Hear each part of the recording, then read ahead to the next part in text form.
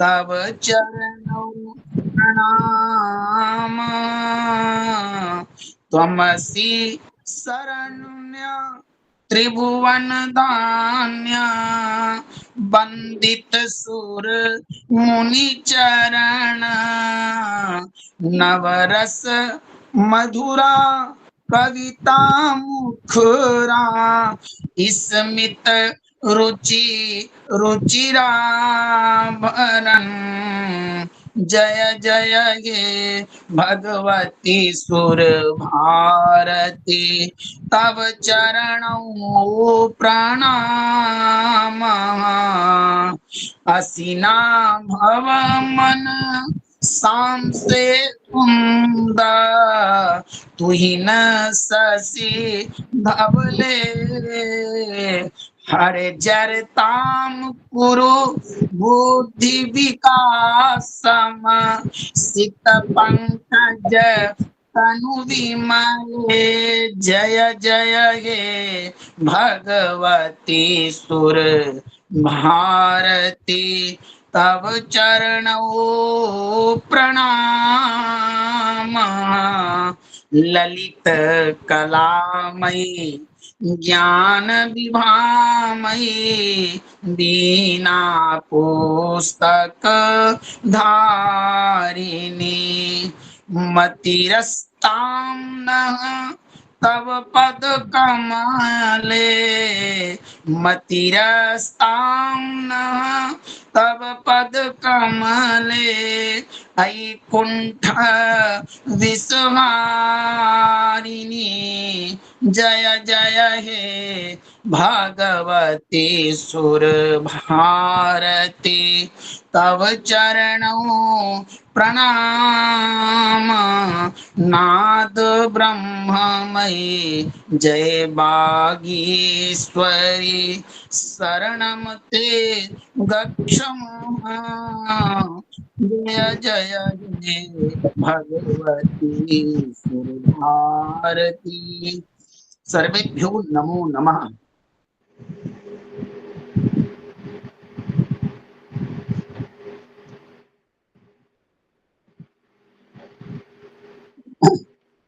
सनातन ज्ञान संस्थान ट्रस्ट के द्वारा आयोजित निशुल्क फलित ज्योतिष सत्र 2024 की आज तृतीय दिवस की कक्षा का विषय खगोल विद्याओं का अध्ययन, ब्रह्मांड का अध्ययन और सौर परिवार, सौर मंडल का विस्तृत अध्ययन। भगवान, हम लोग जिस ज्योतिष शास्त्र का माइक खुला हुआ है, भगवान आपसे निवेदन है कि अपना माइक म्यूट करें। जिस वांग वेद के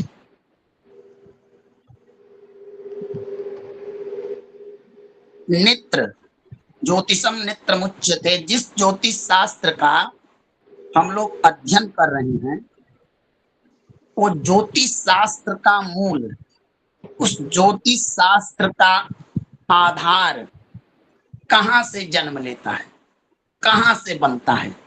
अभी तक तो हमने उनके स्वरूप को पहचाना कि ज्योतिष है क्या, ज्योतिष शास्त्र का कितने विभाग हैं, भेद हैं, इसकी महत्ता, इसके प्रयोग, इसकी आवश्यकता को जाना। आज हम फलित ज्योतिष शास्त्र के और बल्कि तीनों ही स्कंध के उस आधारशिला का अध्ययन करेंगे, उस मूल का अध्ययन करेंगे जो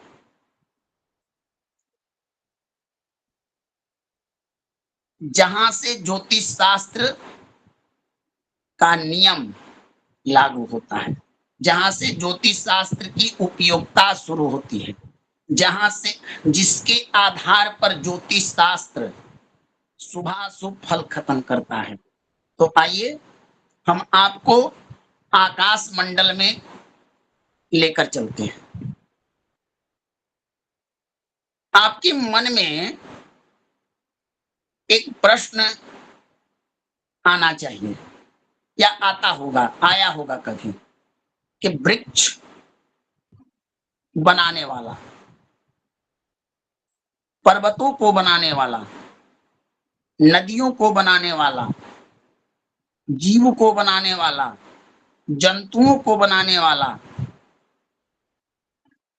एक पूरे धरती को बनाने वाला, इसका निर्माता कोई ना कोई तो होगा। हाँ, आपकी प्रश्न का जवाब है कि बिना निर्माता के कोई निर्माण नहीं होता है। बिना निर्माता के, बिना बनाने वाले के, बिना रचनाकार के कोई रचनाएं स्वतः नहीं बनती है। कोई ना कोई रचनाकार होता है तभी रचना बनती है। तो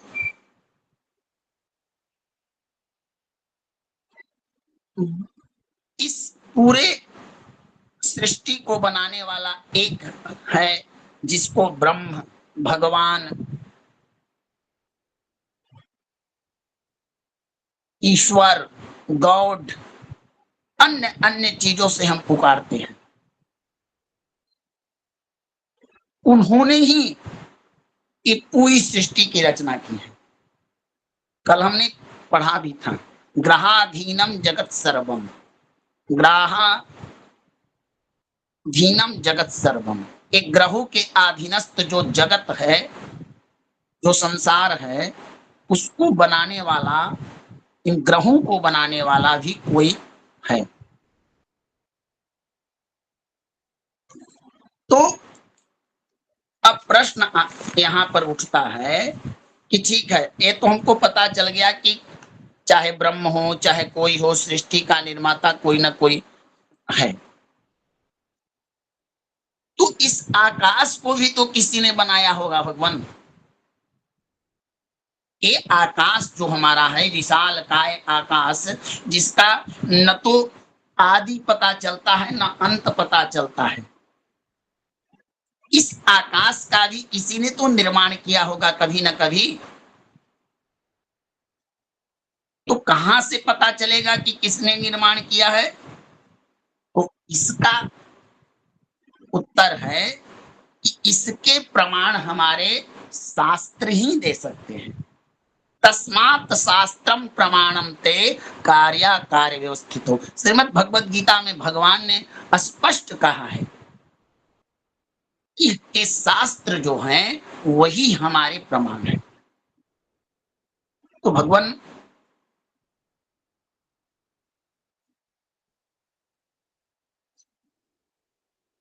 एतत् एतस् एतसत् एतस्मादात्मनः आकाशः सम्भूतः, आकाशात् वायु, वायुरग्नि, अग्निरापः, अद्भ्यः पृथ्वी, पृथिव्या औषधयः, औषधीभ्योऽन्तरः अन्नात् पुरुषः।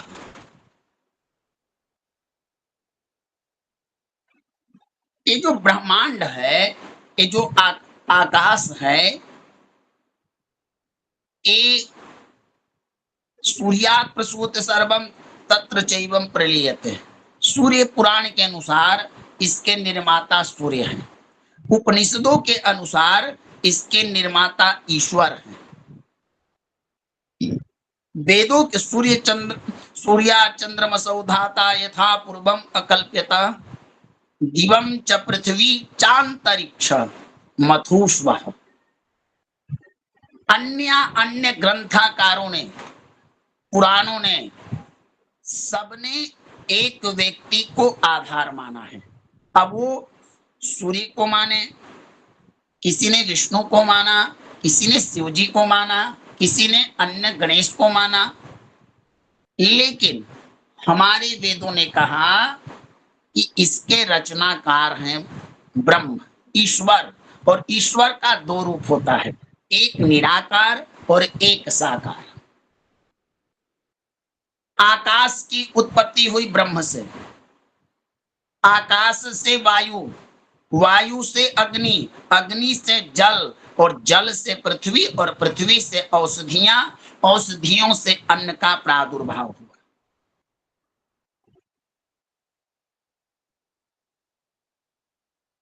ब्रह्म पुराण में आकाश के निर्माण की तिथि भी बता दी गई। चैत्र मासे जगत ब्रह्मा सर्वा प्रथमे वनि, शुक्ल पक्षे समग्रम तदा सूर्योदय सती।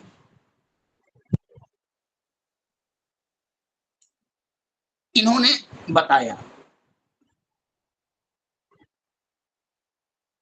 तो अब इस चीज को वैज्ञानिक लोग दूसरे तरीके कहते हैं कि एक अणु से परमाणु बना, वगैरह वगैरह करके उन्होंने अपना शोधनात्मक चीजों को माना। लेकिन हमारे शास्त्रों ने कहा इसको बनाने वाले ब्रह्म हैं, भगवान। आकाश के अंदर बहुत विशाल चीजें हैं, बहुत सारी चीजें हैं। मैं आपको उनका दिखाता हूं।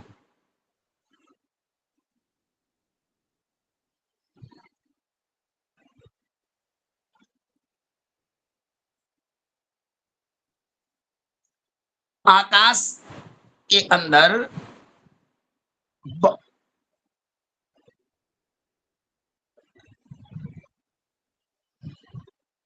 ये देखिए, ब्रह्मांड जिसको हम कहते हैं, ये हमारा ब्रह्मांड है, अंडाकार आकृति का। इसमें स्क्रीन शेयर नहीं हो रहा है भगवान, स्क्रीन शेयर नहीं हो रहा है। अब इस ब्रह्मांड में भगवान असंख्य ताराएं हैं, असंख्य असंख्य ताराएं हैं भगवान, असंख्य ताराएं हैं, असंख्य नक्षत्र हैं, असंख्य। अब हो रहा है भगवान? जी जी जी जी स्क्रीन शेयर हो रहा है। अब ये देखिए, ये जो गोलाकार है, जो चमकीला है, इसमें भगवान असंख्य ताराएं हैं। एक अंग्रेज के विद्वान हुए जिनका नाम था सर आर्थर एडिक्टन, विदेशी खगोल शास्त्री थे, खगोलविद थे। उन्होंने कहा कि सामान्य तौर पर अनुभव करने पर ब्रह्मांड में 10 लाख सूर्य हैं और 7,000 सितारे हैं। अब बताइए भगवान कि अनंत ताराओं, अनंत सितारों, अनंत उल्का पिंड, अनंत चीजों से भरा हुआ, अनंत जिसका कोई अंत ही नहीं है, इस ब्रह्मांड में से हमारे दिव्य ऋषियों ने 9 ग्रह, 27 नक्षत्र और 12 राशियों को किस प्रकार से ढूंढा। क्योंकि जब तक हम राशि नहीं पढ़ेंगे, नक्षत्र का अध्ययन नहीं करेंगे और ग्रहों के विषय नहीं समझेंगे, तो हम फलित के हमारा फलित होगा ही, आधार ही नहीं, हम किसके आधार पर करेंगे। इसीलिए ब्रह्मांड को समझना बहुत जरूरी है। आपके मन में एक प्रश्न होगा कि ब्रह्मांड का अर्थ क्या होता है। तो देखिए भगवान, कहा गया है ब्रह्मांड के लिए सरल और सहज भाषा, जिसमें संपूर्ण ग्रह, नक्षत्र, उपग्रह, तारे आदि, पृथ्वी आदि जितने चीजें हैं स्थित हो, उसे हम ब्रह्मांड कहते हैं। इसको यूनिवर्सम भी कहा जाता है संस्कृत में। तो ये ब्रह्मांड जो हमारा है, इस समुद्र से भी विशाल है। वेदों का एक श्लोक प्राप्त होता है, यत् पिंडे तत् ब्रह्मांडे, जो पृथ्वी लोक पर है जितनी चीजें, उतना ही उस आकाश रूपी ब्रह्मांड में है।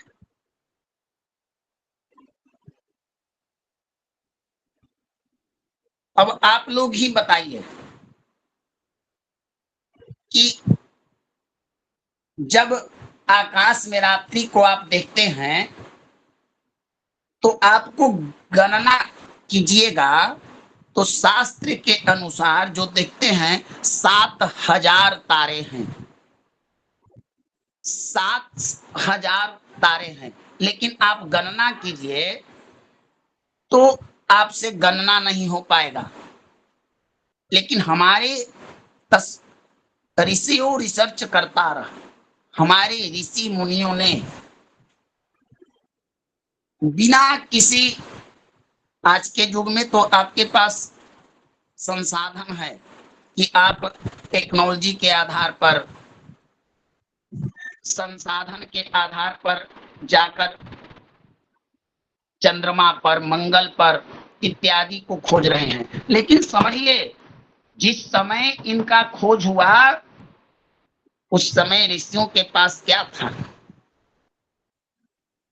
कुछ नहीं था।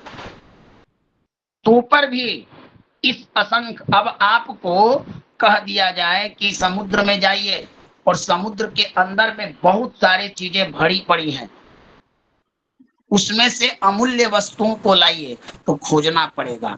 तो वही कठिन परिस्थिति हमारे ऋषियों को भी प्राप्त हुआ था। लेकिन हमारे ऋषि विद्वान थे, तपस्वी थे, ध्यानस्थ रहने वाले थे, वेदों के ज्ञानी थे, अनुसंधान करते रहते थे।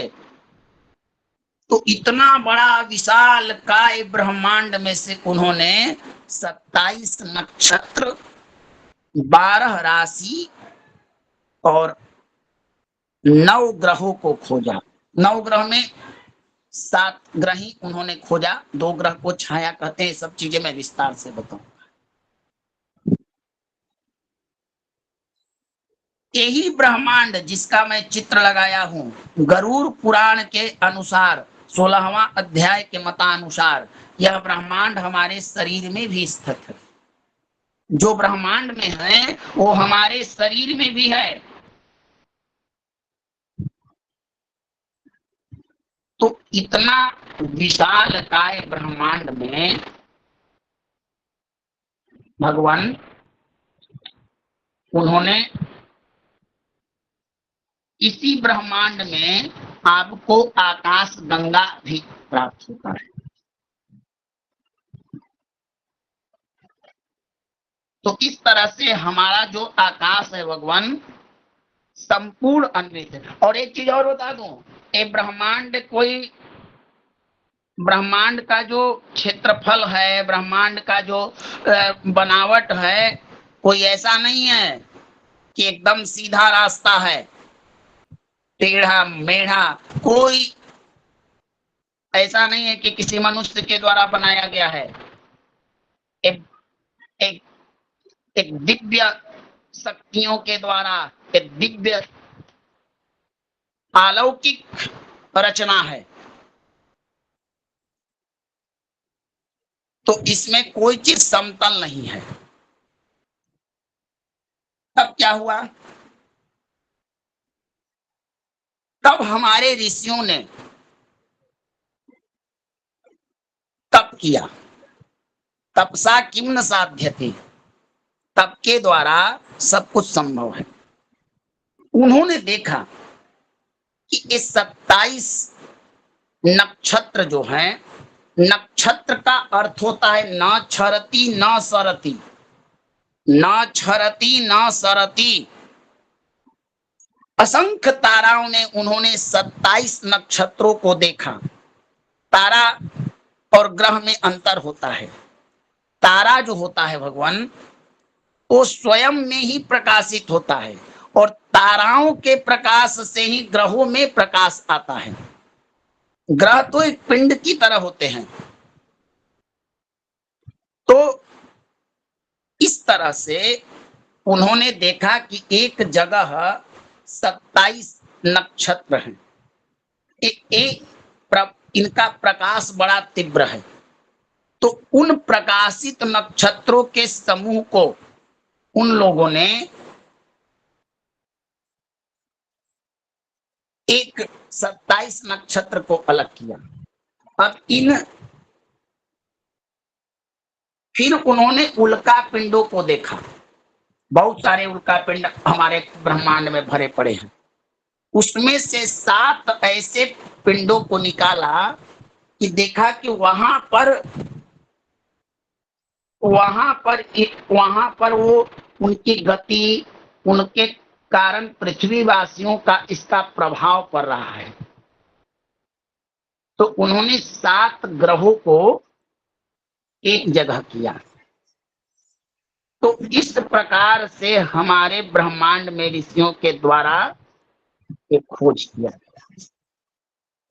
नहीं तो आप लोग के मन में प्रश्न आ जाएगा ना कि गुरुजी, जब आप बता रहे हैं कि असंख्य ताराएं हैं, असंख्य ग्रह हैं, असंख्य चीजें हैं, तो फिर इन 9 ग्रह क्यों चुना गया? तो ज्योतिष शास्त्र के विद्वानों ने इन जो 7 ग्रहों पर ही देखा कि इन 7 ग्रहों का ही प्रभाव पृथ्वी पर पड़ता है, इसलिए हमको सबसे मतलब नहीं है। अरे भाई, जिसका प्रभाव पड़ेगा उसी को तो हमको जरूरत है। इसीलिए कहा भी गया कि अप्रत्यक्षाणि शास्त्राणि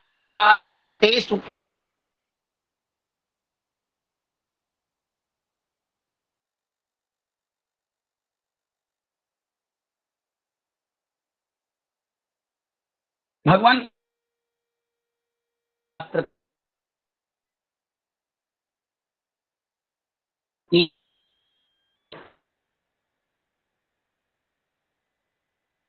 गुरु जी, आपकी आवाज फंस रही है।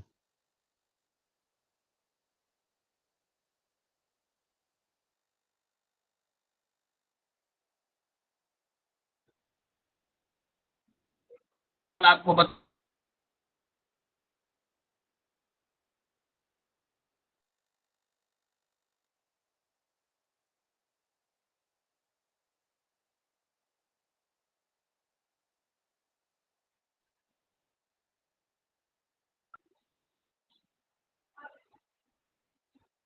आवाज स्पष्ट है भगवान? हेलो, आवाज स्पष्ट है भगवान? जी जी जी जी गुरु। हेलो। तब भगवान यही से हमारा ज्योतिष शास्त्र का जन्म, क्योंकि देखिए इसका ब्रह्मांड होगा तो इसके लिए 2-3 का फिर फंसने लगी गुरुदेव। तब जाकर नेटवर्क की समस्या, बारिश।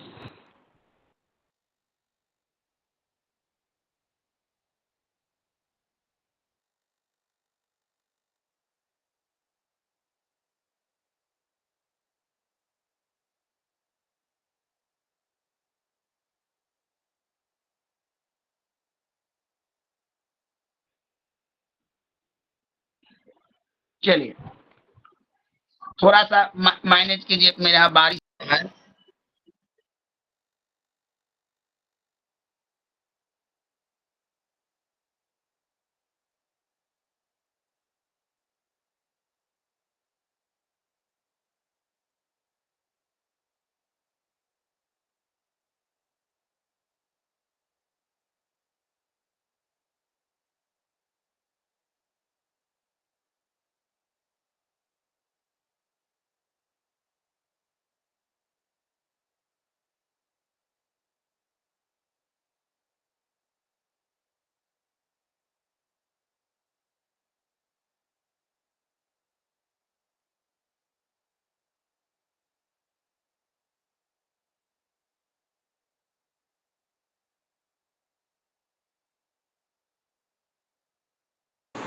मेरी आवाज आ रही है भगवान? जी जी जी गुरुदेव आ रही। अब यहीं से हमारा ज्योतिष शास्त्र का भगवान प्रकट हुआ। अब हम पढ़ते हैं, एक परिवार, एक फैमिली की जानकारी आपको होनी चाहिए। जो ज्योतिष शास्त्र को अनादिकाल से। जैसे आज हमारे यहाँ देश में एक मुद्दा बनता है परिवारवाद का, कि एक विशेष परिवार, तो भगवान देखिए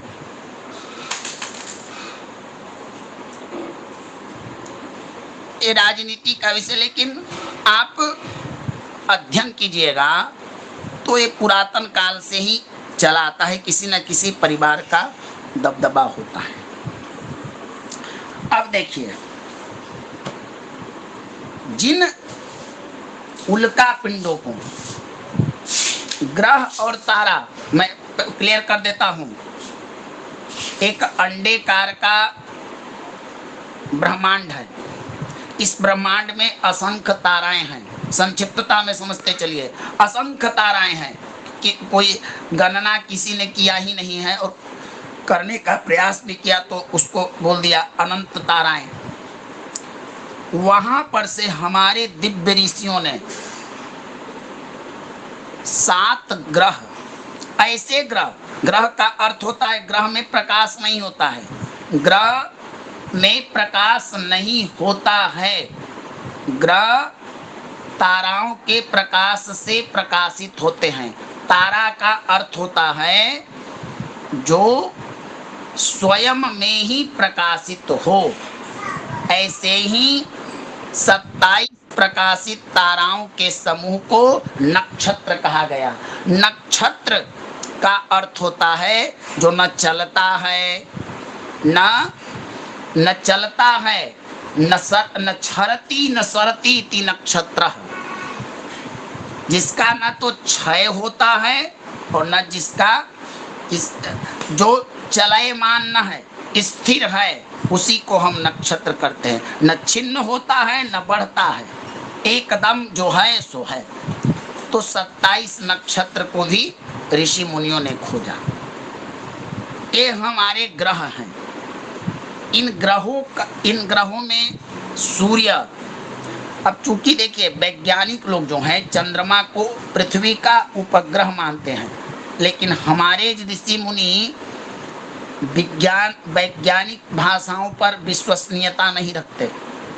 उन्होंने अपनी कार्य क्षमता को, और चाहिए, शास्त्र भी कहता है कि मनुष्य के पास जो ज्ञान है, अगर उस ज्ञान पर जब तक संपूर्ण विश्वास न हो, संतोष न हो, जब तक अपने क्षमता से हम संतुष्ट न हो, तो फिर हमारे पास अच्छा भी कोई चीज होगा, और जब उसका प्रयोग करने का बारी आएगा तो हम विफल हो जाएंगे। तो मनुष्य को अपने कार्य क्षमता, अपने बल पराक्रम, अपने ज्ञान पर संतुष्ट होना भी बड़ी आवश्यकता होता है। तो हमारे ऋषि मुनि वैज्ञानिक भाषाओं पर न ध्यान देते हुए उन्होंने अपने तपबल के द्वारा स्वयं अनुसंधान करके इनको जनमानस के लिए, संसार के कल्याण के लिए ढूंढा। अब आगे चल के वैज्ञानिक लोग भी उनके इस खोज को माने। तो ये 9 ग्रह होते हैं भगवान। इसमें 2 ग्रह जो हैं छाया ग्रह हैं, जिनको किसी प्रकार का रूप नहीं है, राहु और केतु। वो भी मैं आपको बताता हूं, थोड़ा ध्यान से। पहला ग्रह है सूर्य, दूसरा चंद्रमा। सूर्य को अंग्रेजी में आप लोग सन कहते हैं और चंद्रमा को मून कहते हैं। मंगल जिसको मार्स भी कहा जाता है। उसके बाद बुध, जिसे मरकरी भी कहते हैं। वीनस, उसके बाद आता है बृहस्पति, जुपिटर भी कहा जाता है, और शनि, स्टूरियन और यूरेनियस और नेपच्यून, वरुण और ये पृथ्वी। इन 9 पृथ्वी भी हमारा ग्रहों के मंडल में ही आता है। आवाज आ रही है भगवान ना? जी जी गुरु। समझ में भी आ रहा? सिर्फ आवाज बताइएगा।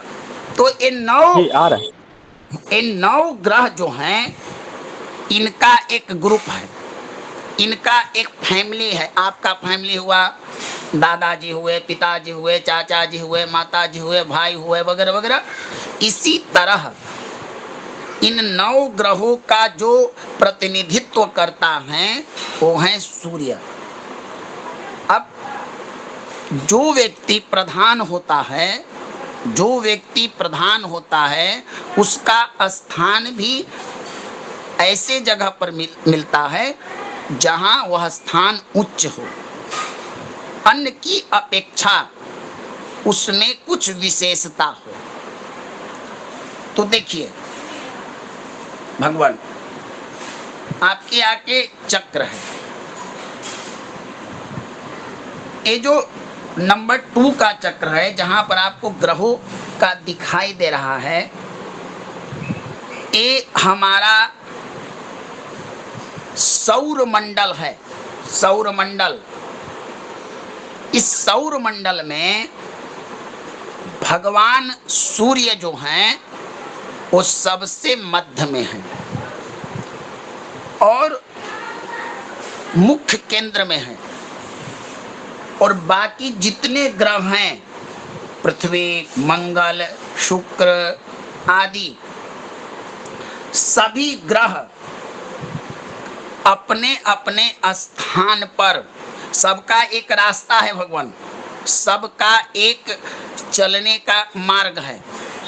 और सब, आप कभी बचपन में आप लोगों ने देखा होगा, एक लट्टू होता है जो नचाया जाता है, एक तागे में बांधकर, एक कांटी जैसी निकली होती है और लकड़ी का बच्चे लोग, आप लोग जो भी कहते हैं उस चीज को, हमारे क्षेत्रीय भाषा में उसे लट्टू बोला जाता है। जब उसको नचाते हैं हम लोग तो वो कील के आधार पर गोला गोला नाचता है। तो उसी प्रकार एक ग्रह जो है, ये जो लाइनिंग वाला चीज है, एक ग्रहों का रास्ता है, इसी रास्ते से चलना होता है। जब इनको विज्ञान की भाषा में हम कक्षा भी कहते हैं। अच्छा, ग्रह जहां से घूर्णन करते हैं, क्योंकि ये जो रास्ता है ये फोटो में आपको ऐसा दिख रहा है, ये वास्तविक में अंडाकार रास्ता है। तो ये सब घूर्णन करते हैं। तो जब घूर्णन करते हैं तो एक धुरी होती है। धुरी का अर्थ होता है कि एक आधार होता है, उसी पर वे नाचते रहते हैं, उसी को धुरी कहते हैं। अब कभी कदाल क्या होता है कि एक ग्रह अपने रास्ता भटक जाए, दूसरे ग्रह की कक्षा में चल जाए, तो इसका पृथ्वी पर प्रभाव पड़ता है, प्रभाव पड़ता है। अब ये प्रभाव शुभ भी हो सकता है, अशुभ भी होता है। क्योंकि देखिए, जब कोई व्यक्ति अपना रास्ता भटकता है तो जरूर कुछ ना कुछ अंतर होता है। चूंकि ये सब चीज समझाने के लिए बहुत प्रकार के संसाधनों की आवश्यकता होती है और बहुत प्रकार के श्लोक भी हैं, तो इतना समय नहीं है, तो मैं सरलतम भाषा में आप लोगों के सामने प्रस्तुत कर रहा हूं कि सहजता से समझ जाए। क्योंकि इसमें बहुत सारे ऐसे शब्दों का प्रयोग है जो साधारण लोग समझे भी ना हो। जो विद्वान हैं तो सहजता से समझ जाएंगे, लेकिन जो जिन्होंने कभी सुना ही नहीं होगा उन लोग के लिए कठिनाई होगी। तो मैं आपको सरल और सहज शब्द का ही प्रयोग करूंगा। तो यही जो सौर मंडल है, यही जो सौर मंडल है भगवान, इसी पर हमारा ज्योतिष आधारित है। चाहे सिद्धांत हो, चाहे संहिता हो, चाहे होड़ा हो। अब इस सौर मंडल में हम लोगों ने जान लिया कि इसके केंद्र में सूर्य है। अब इसमें एक विवाद है, कुछ लोगों का कहना है, कुछ लोगों का क्या कहना है भगवान, रोमन वाले, ब्रिटिश वाले इत्यादि बाहर के लोगों का कहना है, विदेशी लोगों का कि नहीं, वैज्ञानिक लोगों का, कि पृथ्वी केंद्र में है और सूर्यादि ग्रह उसकी परिक्रमा करते हैं। लेकिन हमारे शास्त्राकारों ने, ऋषियों ने इस बात का खंडन किया, नहीं, आपका मत मानने योग्य नहीं है। सूर्य केंद्र में है सौरमंडल में, और सूर्य की परिक्रमा पृथ्वी आदि ग्रह करते हैं। पृथ्वी भी, जिस धरा पर हम रहते हैं वो भी ग्रह है, और ऐसी पृथ्वी उस ब्रह्मांड में अनंत है भगवान। तो ये भगवान, जहां भगवान सूर्य हैं, जो केंद्र भाव है, ये पूरे 360 डिग्री का एक भचक्र है। अब जैसे देखिए, हमारे यहाँ 30 अंश का, 30 डिग्री का ग्रहों का भी आयु है, राशियों का भी। जैसे होता ना है कि मनुष्य की आयु 100 बरिस हो गई, किसी का 125 बरिस है, किसी का कुछ है। तो हमारे यहाँ 30 ही फिक्स कर दिया गया है। क्यों? क्योंकि अगर 12 को हम 30 से अगर गुणा करेंगे तो 12 तिया 36 आता है। ये 36 360 हो जाता है। तो हमारा जो वृत्त है जिसमें भगवान सूर्य हैं, ये 360 डिग्री का होता है। और पूरा परिक्रमा स्थल इसको कहिए, होता ना है कि परिक्रमा स्थल कितना किलोमीटर, कितना उसका दूरी है, तो ये दूरी नापने का मैंने 360 डिग्री को सभी ग्रहों को भ्रमण करना होता है। अब इतना हम लोगों ने समझ लिया। अब हम आपको उस चीज को समझाने का प्रयास करते हैं। अब देखिए भगवान, एक हमारा ब्लैक बोर्ड हुआ,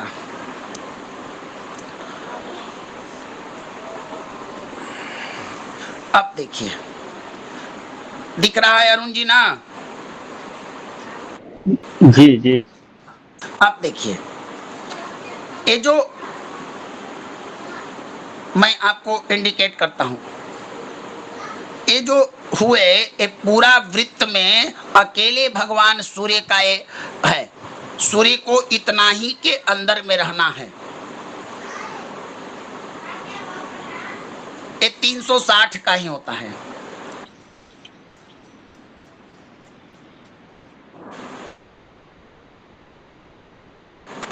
सबसे निकटतम ग्रह कोई होता है तो बुध।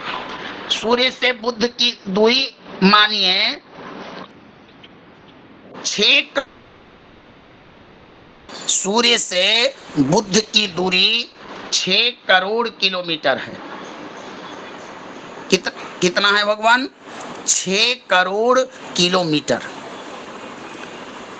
अब इसके बाद अगला ग्रह जो है वो शुक्र है। शुक्र की दूरी सूर्य से 10 करोड़ 72 लाख किलोमीटर पर स्थित है। अब उसके बाद पृथ्वी 15 करोड़ किलोमीटर पर स्थित है। अब देखिए यहां पर एक और चीज है,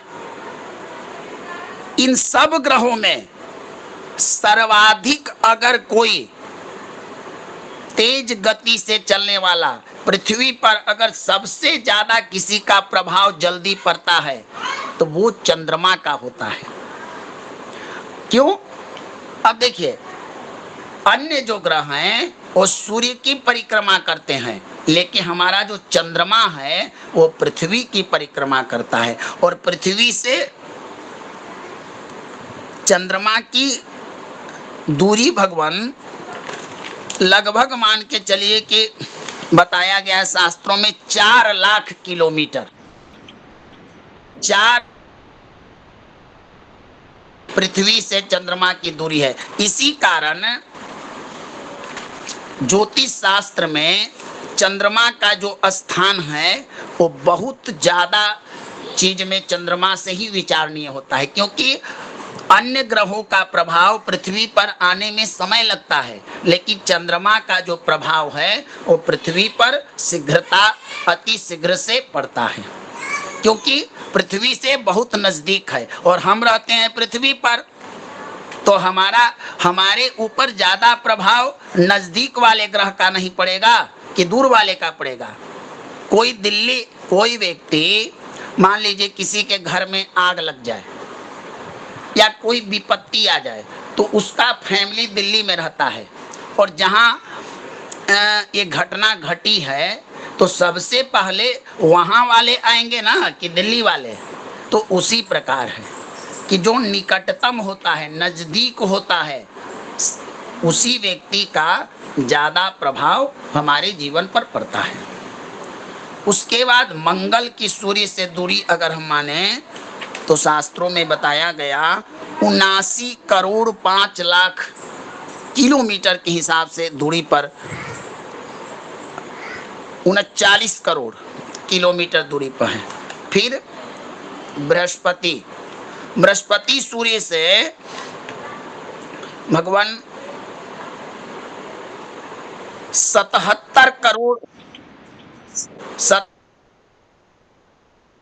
की दूरी पर है और सर्वाधिक दूरी पर अगर कोई ग्रह है तो वो शनि है। इसमें 2 और ग्रह हैं, एक का नाम अरुण है और एक का नाम वरुण है, प्लूटो आदि कहा जाता है। लेकिन हमारे ऋषियों ने देखा कि भले ही इनमें प्रकाश है लेकिन पृथ्वी पर इनका प्रभाव बहुत कम मात्रा में है, बहुत कम मात्रा में है, 9 मात्रा के है, तो इनको हमारे ग्रहों में नहीं रहा गया। और राहु केतु चूंकि कोई ग्रह नहीं है, एक छाया है, जैसे किसी प्रतिबिंब का कोई आकृति बनता है तो वो छाया मात्र के हैं, तो इसलिए उनको छाया ग्रह के नाम से बनाया गया। उसका भी मैं उदाहरण बता दूंगा। तो इस प्रकार से भगवान हमारा पूरा जो परिवार है सौर मंडल का इस तरह से बनाट है। अब देखिए भगवान,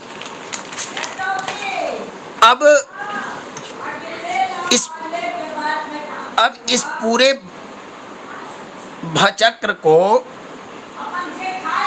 घूमने का सबसे पहले ये पूरा 360 डिग्री में 365 दिन में, हमारे यहाँ 1 वर्ष पृथ्वी पर 1 वर्ष का मतलब होता है 365 दिन। तो सबसे पहले 365 दिन में पूरे भचक्र को पूरा करती है पृथ्वी, इसीलिए पृथ्वी पर 1 वर्ष 365 दिन का माना जाता है। उसके बाद पृथ्वी के बाद कोई ग्रह है जो पूरे भचक्र का भ्रमण करता है तो वो बुध है। क्योंकि सूर्य से नजदीक में बुध है तो वो 88 दिन में पूरे भचक्र का पूर्ण घूम लेता है। बुध से थोड़ा ज्यादा समय शुक्र का होता है, 255 दिन में शुक्र 360 डिग्री का ये भचक्र पूरा करते हैं। उसके बाद सर्वाधिक समय, थोड़ा सा ज्यादा समय लेते हैं मंगल, 687 दिन। गुरु 12.25 वर्ष लेते हैं। और सबसे अत्यधिक इस भचक्र का अगर कोई समय लेता है तो वो हमारे मंद ग्रह के रूप में जाने जाते हैं शनि देव। 29 वर्ष लगभग इनका, कहीं 30 भी मिलता है, लेकिन यहाँ जहाँ से हमने प्रमाण लिया है 29 वर्ष, कुछ दिन मिलाकर 30 हो जाता है, लेकिन ये लेते हैं।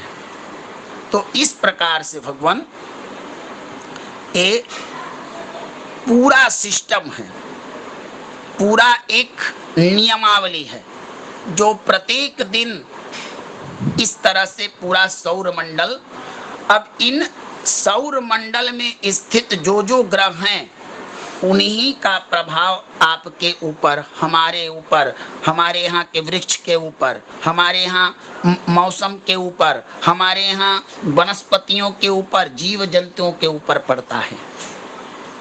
और इन्हीं प्रभाव को ज्योतिर्विदों ने शुभाशुभ के रूप में जातक शास्त्र के रूप में निर्मित किया है।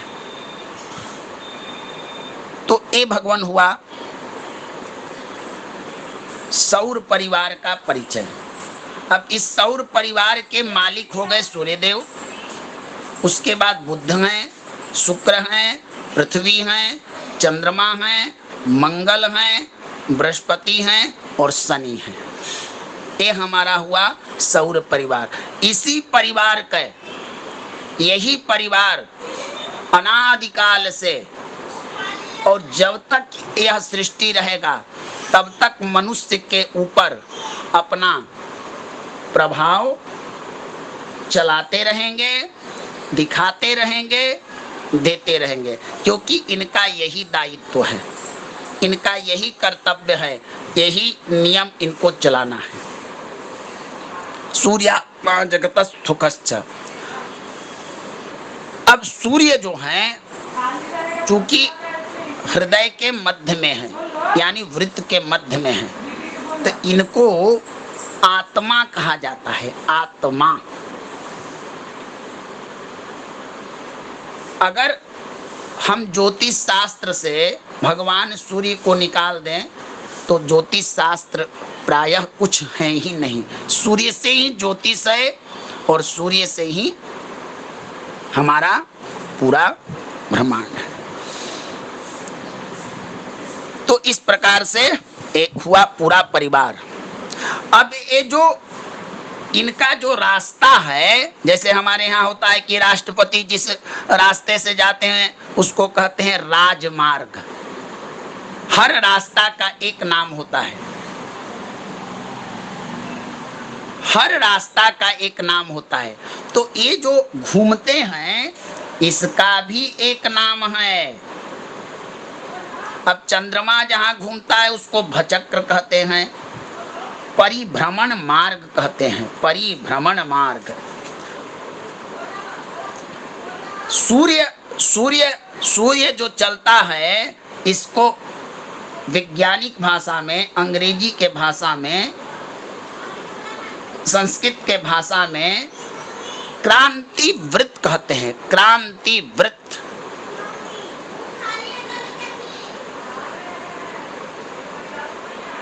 अब भगवान एक चक्र आपने समझ लिया कैसे कैसे बनाया। अब दूसरा आपको हम चक्र दिखाते हैं।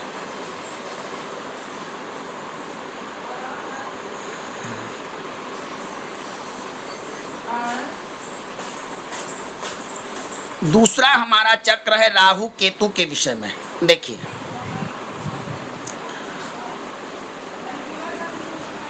देखिए वहां पर आपने देखा कि पृथ्वी भी एक रास्ते से चल रही है।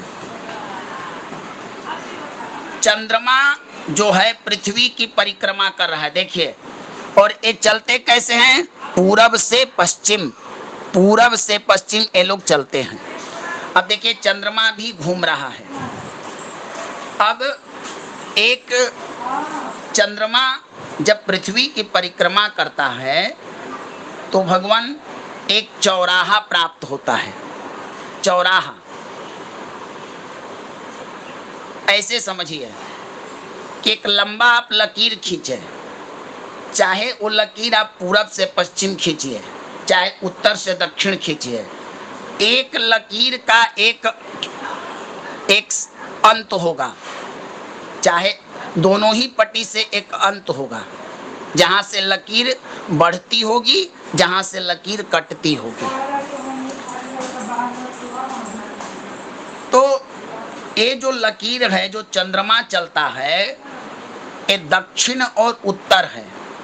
तो उत्तर के जो दक्षिण वाला जो लकीर का मुख है, लकीर का जो साइड है वहां पर केतु बैठा है और उत्तर वाले पर राहु बैठा है।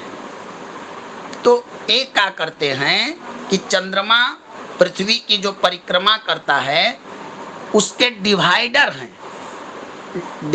हैं दोनों, माने काटते हैं। एक बिंदु है जो उस रास्ता का एक तरफ जोड़ कहिए उसको, ऐसे समझिए कि आप एक बना रहे हैं तो एक तरफ एक हो गया और एक तरफ दूसरा हुआ, जो डिवाइड करता है। तो एक डिवाइडर के रूप में विभाजित करते हैं। बिंदु के रूप में उत्तर वाले में राहु है और दक्षिण वाले में केतु है। तो इसीलिए इन दोनों को मिलाकर हमारे यहाँ सूर्य, चंद्रमा, मंगल, पृथ्वी, बृहस्पति, शनि, बुध, ये 7 ग्रह और ये 2 मिलाकर 9 हो जाते हैं। तो पृथ्वी पर तो हम रहते ही हैं, तो इन ग्रहों का प्रभाव पड़ता है मुख्यतः। अगर हम पृथ्वी को भी हटा दे तो 7 ग्रह हमारे पास बचते हैं और इनको लेकर 9 ग्रह होते हैं। यही 9 ग्रह का प्रभाव हमारे जीवन पर पड़ता है।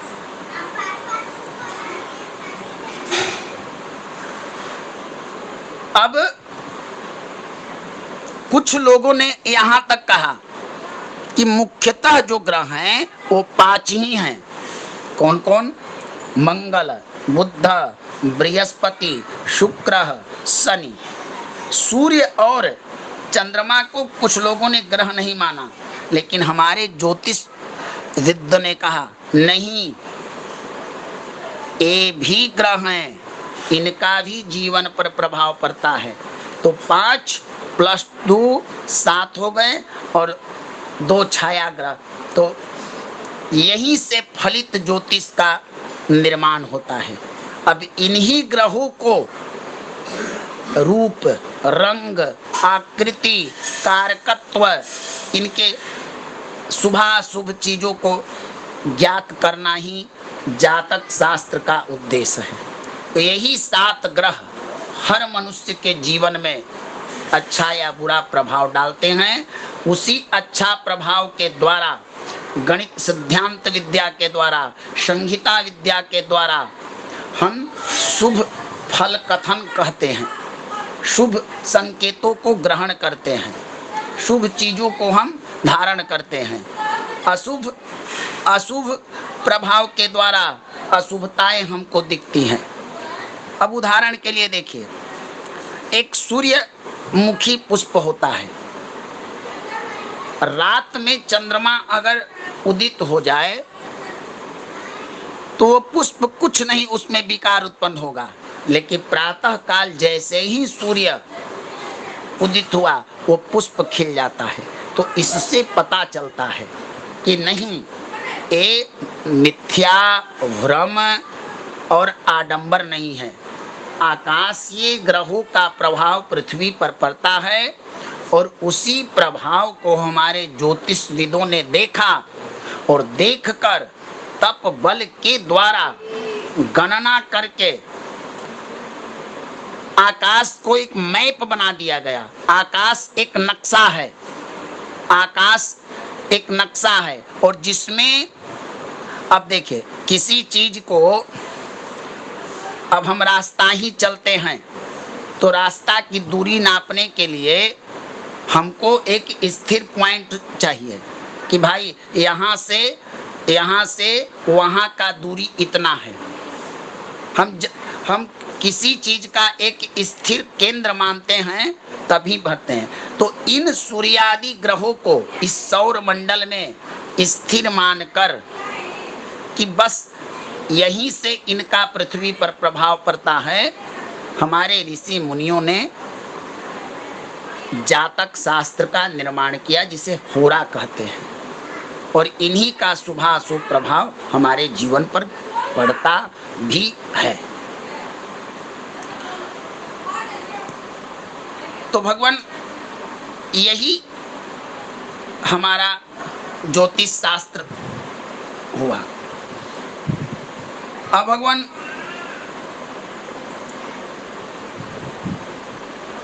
अब आपको मन में यह प्रश्न आएगा कि गुरुजी ये बताइए कि आप लोगों ने सुना होगा ज्योतिष शास्त्र में राशि, मैंने नक्षत्र तो बता दिया कि अनंत ताराएं थे, 27 तारा एक जगह थे, तो उन ताराओं में इतना प्रकाश था कि उनके प्रकाश का प्रभाव धरती पर पड़ा, तो राशियों ने उन्हें 27 और प्लस 28 के नाम अभिजीत को लेकर 28 नक्षत्र में चुना, उनका प्रभाव आया। ग्रहों का भी उन्होंने चयन कर लिया। ये राशि क्या होता है भगवान? देखिए, राशि का वास्तविकता में अर्थ होता है समूह, ढेर, एक से अधिक। अब जैसे बैंक में आप जमा करते हैं तो वहां पर हिंदी में एक शब्द लिखा जाता है राशि, धनराशि, कि आप कितना जमा करते हैं, कितना निकालते हैं। तो राशि का शाब्दिक अर्थ होता है समूह। तो ऋषियों ने उन्हीं विशेष 27 नक्षत्र के ताराओं को, समूह को, इन 12 भाग में विभाजित कर दिया, और वही जो विभाजित किए वही तारा जो हुए वो 12 राशि बने, जिनका मेष, वृष, मिथुन, कर्क, सिंह, तुला, सिंह, कन्या, तुला, वृश्चिक, धनु, मकर, कुंभ, मीन आदि नाम पड़े। तो इस प्रकार से भगवान हमारे ज्योतिर्विदों ने सौर मंडल, ब्रह्मांड में से इन 3 चीजों को खोजा, ग्रहों को, राशियों को और नक्षत्रों को, और इन्हीं के आधार पर हमारा ज्योतिष शास्त्र है। अब भगवान प्रश्न होता है कि ये बताइए कि पृथ्वी से इतने दूर पर ग्रह हैं, कहाँ ब्रह्मांड में कितना लाख मीटर। अब बताइए, पृथ्वी ही सूर्य से 15 करोड़ किलोमीटर है सौरमंडल से, और हम रहते हैं पृथ्वी पर। तो क्या वास्तविकता में क्या मनुष्य के जीवन पर इन ग्रहों का प्रभाव होता है? ग्रहाधीनम जगत सर्वम। तो इसका उदाहरण है भगवान। जैसे एक ग्रह भी जो है भगवान, एक ग्रह स्थिर नहीं है, एक चालेमान है, एक चलते रहते हैं, घूमते रहते हैं। जन्म कुंडली इन 3 के आधार पर ही आपका फल कथन कहा गया है। चौथा तो कोई फल कथन के लिए आधार ही नहीं है। एक राशि, नक्षत्र और ग्रह। अब इन राशि, ये जो राशियां हैं जिसमें 27 नक्षत्र को डाल दिया गया,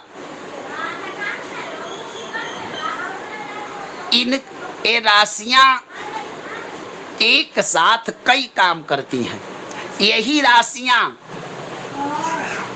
ये जो 12 राशियां हैं, ये मनुष्य हैं। मनुष्य का अर्थ हुआ ये 12 राशियों का जो स्वभाव है, जो प्रकृति है, वही मानवीय जीवन है। वही आपको इन 12 राशियों में ही पूरा पृथ्वी लोक के जितने नर नारी जीव जंतु हैं, सब पर इसका प्रभाव है।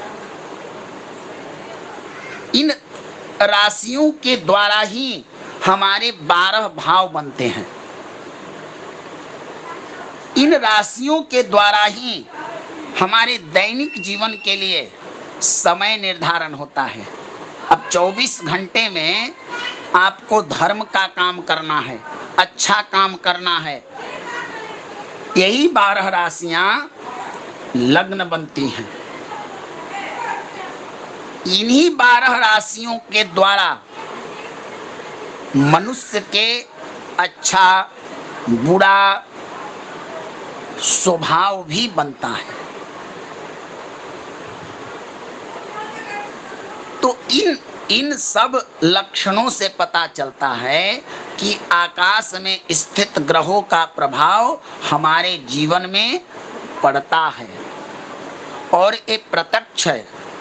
प्रत्यक्षम ज्योतिषम शास्त्रम।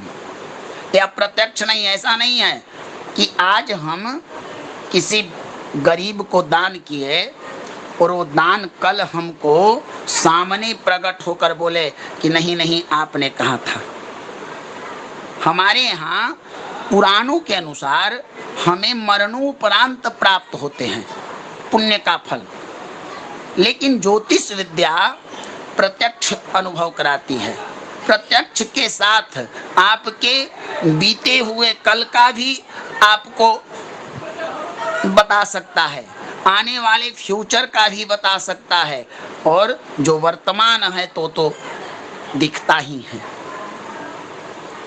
तो 3 के आधार पर हमारा पूरा ज्योतिष शास्त्र बना हुआ है। और ये ज्योतिष शास्त्र सिर्फ ग्रह नक्षत्र के आधार पर मनुष्य के जीवन का ही व्याख्यान नहीं करती है। इसका इतना ही काम नहीं है कि चलिए किसी पर सूर्य का प्रभाव बुरा पड़ रहा है तो उसके साथ एक घटना होगा, ये लक्षण होगा, वगैरह वगैरह करेगा। नहीं, आपके यहाँ का जीवन जो आप जीवन जीते हैं उसमें भी इनका बड़ा प्रभाव है। अगर एक दिन सूर्योदय ना हो तो पूरे प्राणियों में हाहाकार मच जाएगा। एक दिन चंद्रमा की शीतलता पृथ्वी पर ना गिरे तो समझिए कि पूरा पृथ्वी लोक त्राहिमाम करने लगेगा। हमारे शरीर को पालन पोषण करने में भी इन आकाशीय ग्रहों का बड़ा सहयोग है। तो इन सब तथ्यों से पता चलता है कि हमारे ऋषियों के द्वारा सौर मंडल में सूर्य सहित जो 9 ग्रह हैं इनका जीवन पर प्रभाव पड़ता है, और इसी प्रभाव को ज्योतिष विद्या के द्वारा हम देख सकते हैं, समझ सकते हैं, अनुभव कर सकते हैं।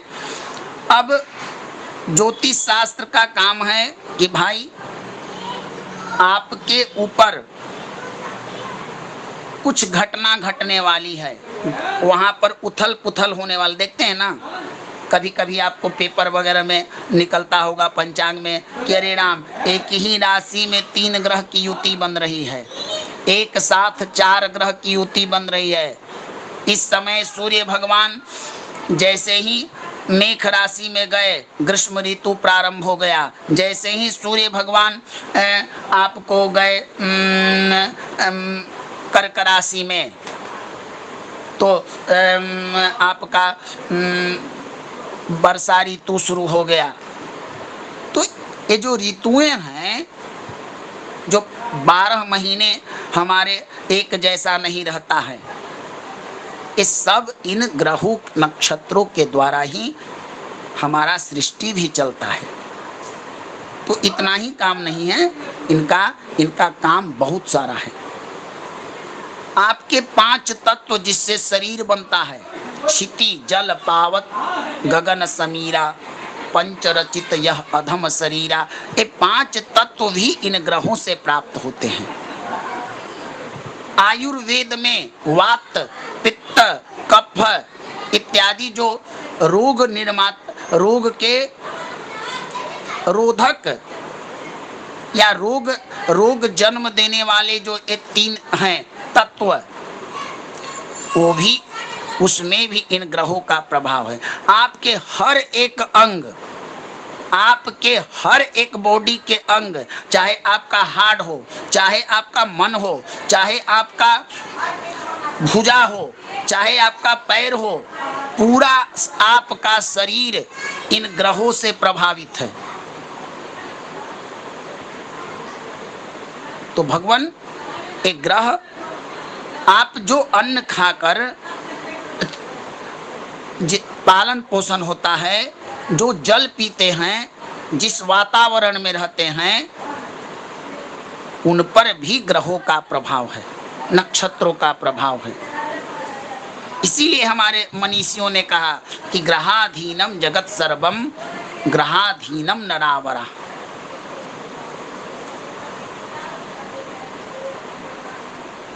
तो इस प्रकार से सौर मंडल में सूर्य को केंद्र में रखा गया है, बाकी ग्रह उन्हीं की परिक्रमा करते रहते हैं और ऐसा चलते रहता है। सबसे लंबा परिक्रमा अगर कोई करते हैं तो वो है शनिदेव, जो लंबा वक्त लेते हैं। इसीलिए शनि का जीवन में, जिसके शनि को दुख कारक भी ज्योतिष में माना गया है, लेकिन शनि न्यायिक ग्रह भी है।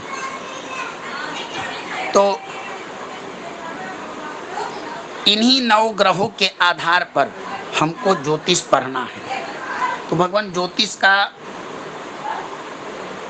अगर समझना है तो धीरे धीरे समझिए।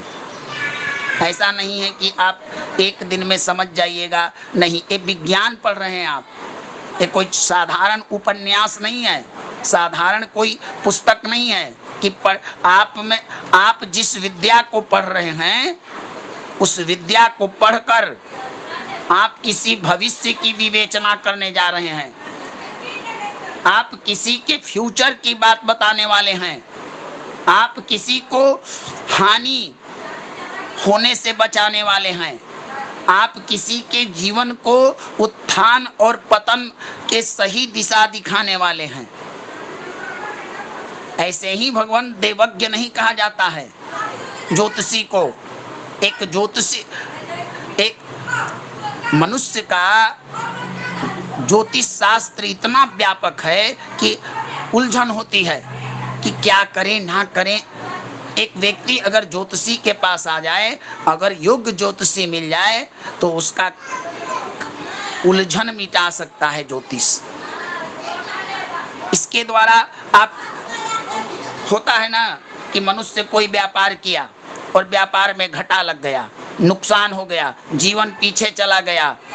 अगर वही व्यक्ति व्यापार करने से पहले एक योग्य ज्योतिषी के पास जाए और योग्य ज्योतिषी उसके विश्लेषण करके बताए कि नहीं, आपके लिए चावल का व्यापार ठीक नहीं है, और वो व्यक्ति ज्योतिष के द्वारा बताया गया कार्य करे, तो निश्चित ही सफलता मिलेगी।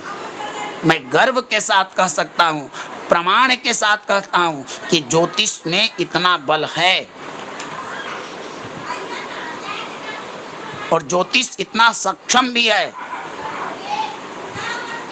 तो भगवान, इस विद्या को पढ़ने के लिए, चूंकि समुद्र को नापना हो तो एक बार में नाप पाना असंभव है, तो बड़ा चीज को छोटा छोटा करके अगर खंड बाई खंड हम पढ़ेंगे ना, तो सब चीज क्लियर हो जाएगा।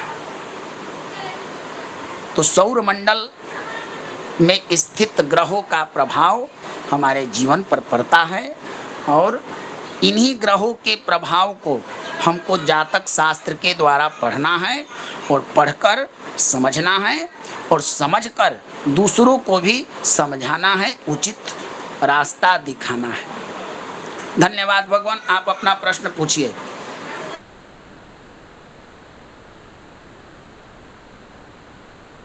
आप अपना प्रश्न पूछिए भगवान। किसी का प्रश्न हो तो बोलिए।